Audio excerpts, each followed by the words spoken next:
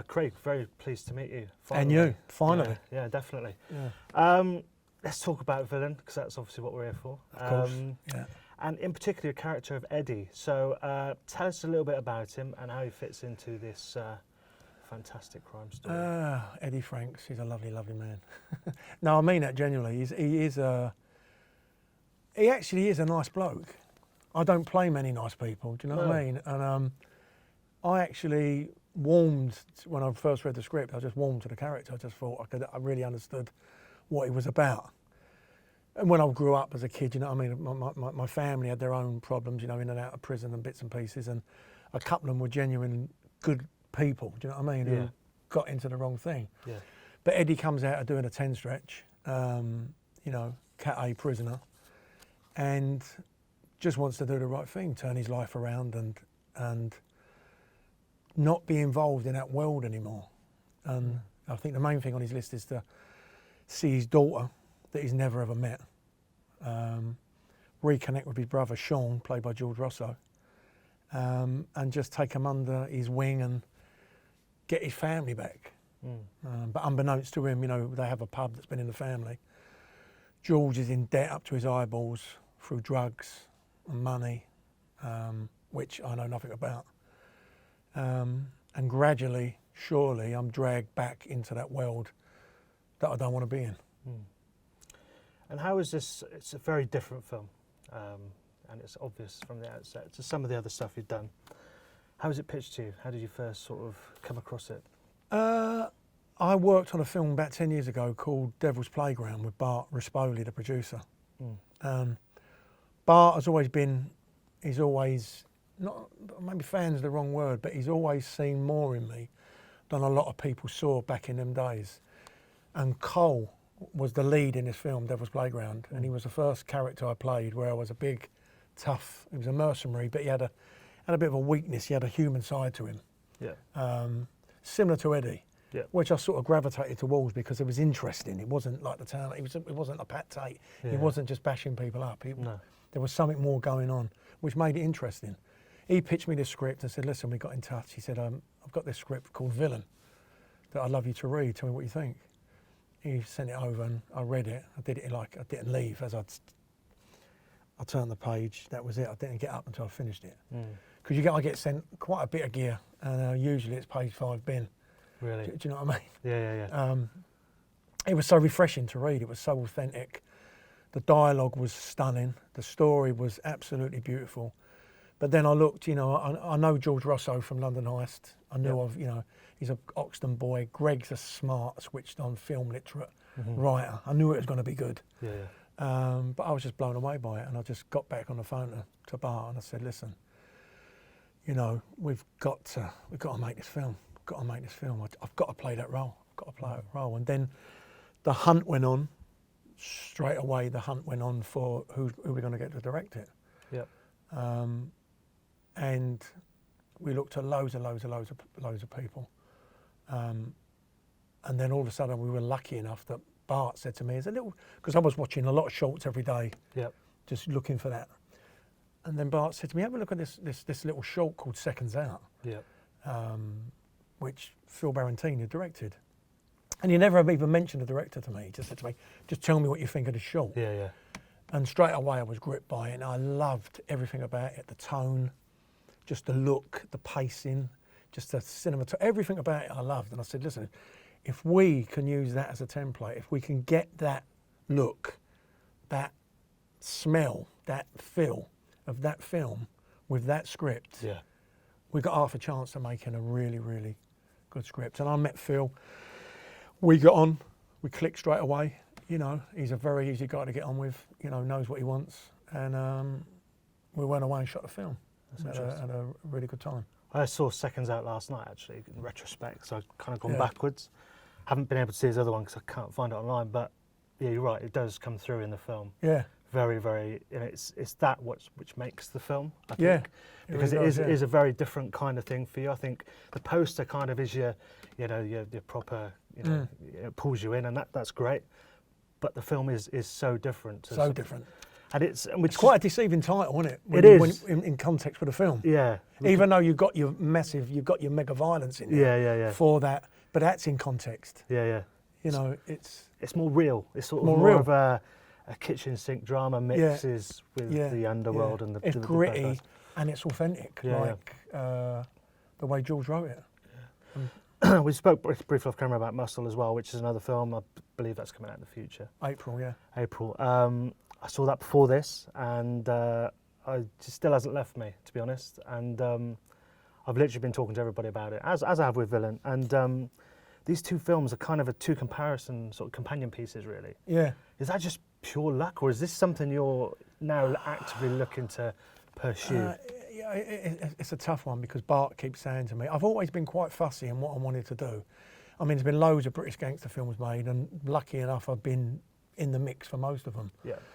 There's a lot I've turned down at the level I've been doing because I've tried to stay at that sort of top tier, you know, the St George's Day, the London Heists, those type of films, Breakdown. And they've been stepping stones because they've all had very good stories. They've all been entertaining in their own way, and sort of polished. Yeah. But Bart was saying to me now, you know, I was lucky enough to meet Jared, and he offered me that role in Muscle. Yeah. I'd watched Hyena. I was a massive fan of his.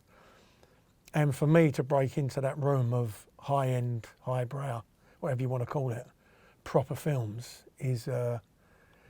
And to deliver as well. Yeah. You know. 100%. Yeah. It is. Your fan base is huge, and you know there's a certain expectation that comes with this sort of film you're in, and I think they have this thing where they will deliver both. So they'll, you know, I went in to see Muscle first, then this, with an open mind, as I always do with any film, and you know, it's just like okay. I can see what he's doing there, and that's fantastic. Yeah. And your fan base is huge. Everyone knows who you are. I literally spoke to my mum, and she said, "Oh yeah." And you know, even mates that are younger than me, they know who you are. Yeah.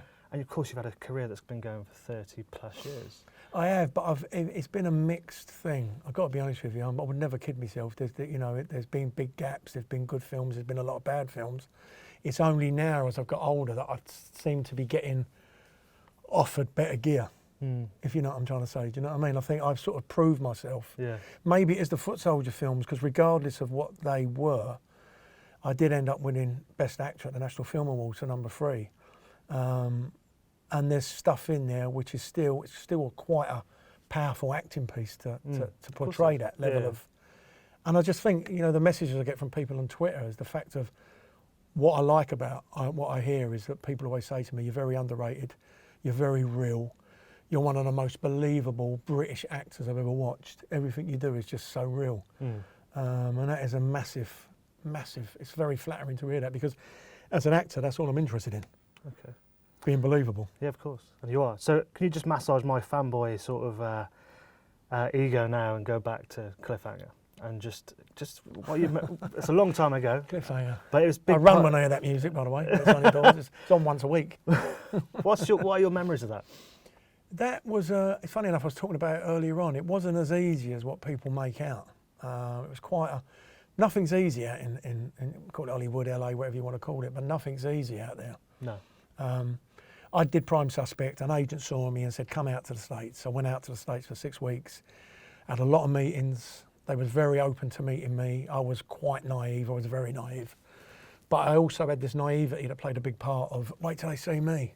You know, I was a 6'3" Cockney fella from East London who might nick a little job. Yeah. And ended up did. But the what I went through to get that role wasn't easy.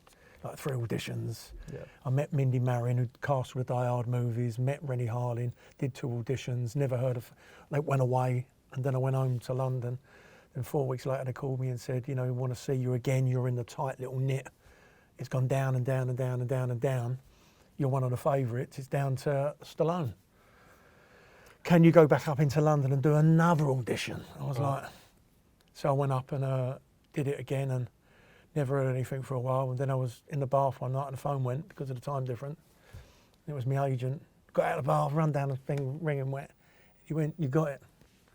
Wow. You know, and it was quite a big deal for me because I was a massive Stallone fan, and Loved Rennie Harlin. Die Hard 2 is one of my all-time favourite action movies because it's set in the snow. I love it. Meeting him was a massive coup. I told him, you know what I mean? I was just meeting you. I was, you know, I was like a kid. Yeah. Well, I was a kid. I was 28 years old. I was very, very excited to be there.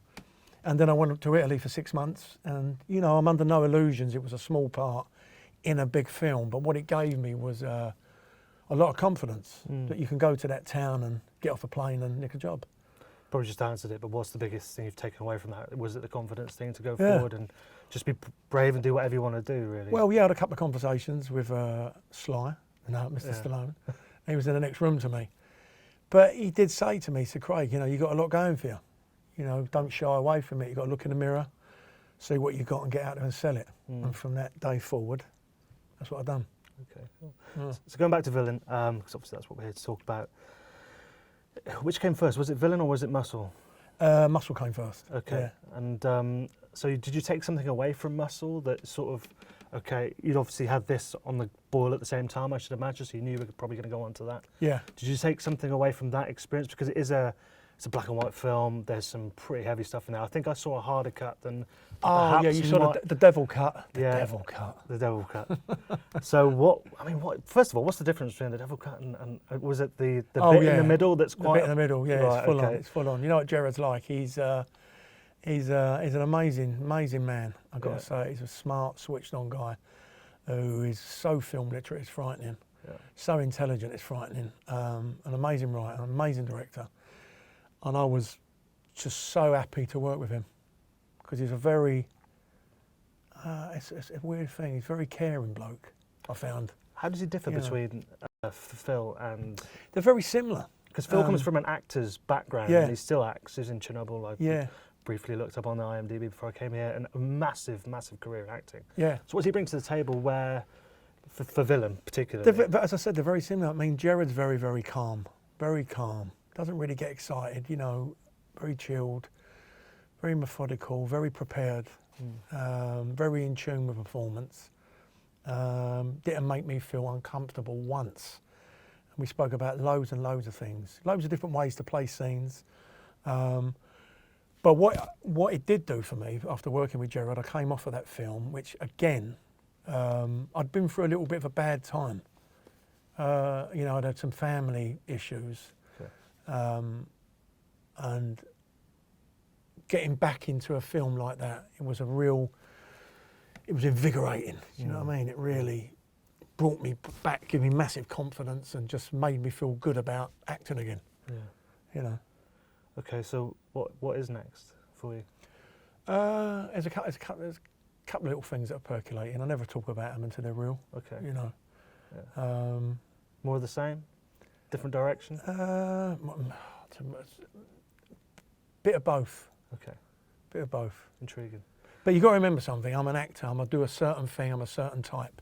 I can't fight against that. Do you know what I mean? Because as they say, I've never worried about being typecast, only not cast. But, you know, work's work, isn't it, at the end of the day? Absolutely. Well, best of luck. I love both films. Thank you very much, mate. Cheers. Lovely meeting you. Yeah, Cheers. You too. Thanks.